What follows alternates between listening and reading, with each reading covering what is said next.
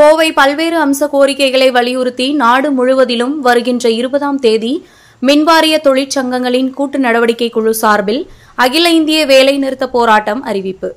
வேலைநிறுத்தத்தில் தமிழகத்தில் உள்ள சுமார் 70% அதிகாரிகள் உட்பட தொழிலாளர்கள் கலந்து கொள்ள இருக்கின்றனர். மின்வாரிய தொழிற்சங்கங்களின் கூட்டு நடவடிக்கை குழு சார்பில் அகில இந்திய வேலைநிறுத்த ஆயத்த கருத்தரங்கம் நடைபெற்றது. தமிழ்நாடு மின்வாரிய தொழிற்சங்கங்களின் கூட்டு நடவடிக்கை குழு சார்பில் மே 20ஆம் தேதி அகில இந்திய வேலைநிறுத்த ஆயத்த மாநாடு கருத்தரங்கம் கோவையில் உள்ள தனியார் அரங்கில் நடைபெற்றது.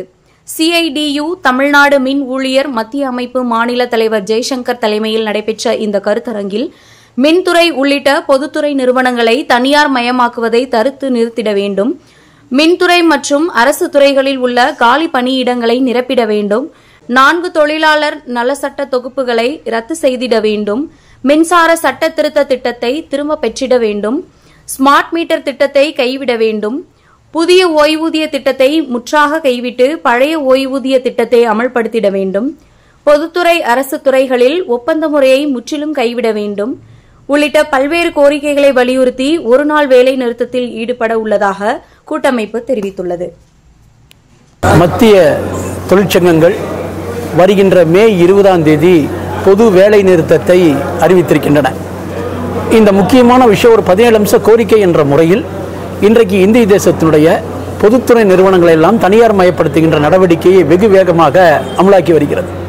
இரண்டாவது, தொழிற்சங்க சட்டங்களை 27 சட்ட தொகுப்புகளை 4 தொகுப்புகளாக மாற்றுகின்ற ஒரு ஏற்பாடு, சங்கம் வைத்திருக்கக்கூடிய அடிப்படை உரிமையே பாதிக்கின்ற ஏற்பாடாக அது மாறப்போகிறது.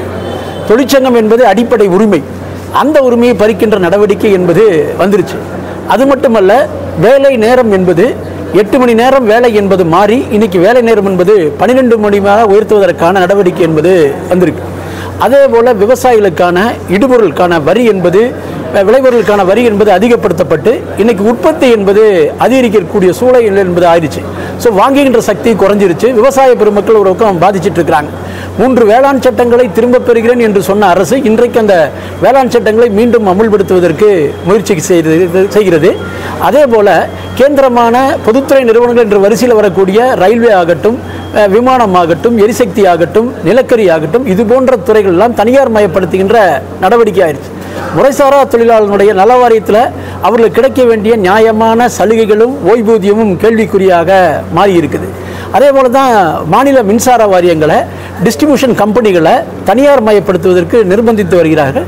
ஸோ இந்த மாதிரியான பல்வேறு கோரிக்கைகளை முன்வைத்து கொண்டு வருகின்ற 20ஆம் தேதி நடக்கக்கூடிய இந்த வேலை நிறுத்தத்தில் தமிழ்நாடு மின்சார வாரியத்தில் இருக்கக்கூடிய எங்களுடைய அனைத்து சங்கங்களும் தமிழ்நாடு மின்வாரிய தொழிற்சங்க கூட்டு நடவடிக்கை குழு என்ற முறையில் இந்த வேலை நிறுத்தத்தில் கலந்து கொள்வதும், அதே வேளையில் அன்று நடைபெற இருக்கின்ற மாவட்ட தலைநகரங்களில் நடைபெற இருக்கின்ற மறியலிலும் மின்சார வாரிய ஊழியர்கள் பெருமளவில் கலந்து கொள்வார்கள் என்ற முறையில் இன்றைக்கு எங்களுடைய ஊழியர்கள் மத்தியில், தலைவர்கள் மத்தியில், இங்கே வந்திருக்கக்கூடியவங்கள தலைவர்கள் தான், இவங்க மத்தியில் இந்த வேலை நிறுத்தத்தினுடைய நோக்கத்தை மீண்டும் விரிவுபடுத்துகின்ற ஏற்பாட்டை செய்கின்ற முறையில் இன்றைக்கு இந்த ஆயத்த மாநாட்டை நாங்கள் இங்கே நடத்தி கொண்டிருக்கின்றோம்.